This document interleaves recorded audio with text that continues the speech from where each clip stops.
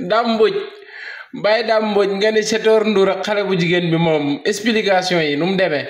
xale bu jigéen bi expliqué mu leer nañ. doy na waar de li xale bu jigéen bi wax dëgg la. moom bu doon ki koy fen la day wax ne moom dévierge na ko. waaye xale bu jigéen bi nee na jéem na de. jéem mais mënut a yegg ba ca biir. da ko doon dévierge de billaay Sitor a bëgg ndepp. xale la.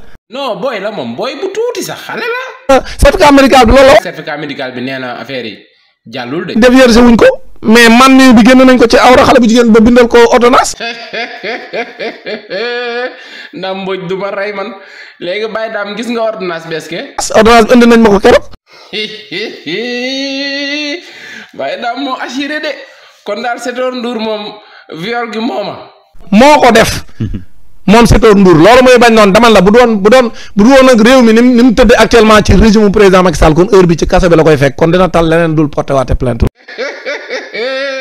billaay Sitor a def xaj xaw ma Sekor xaw ma Seko yàlla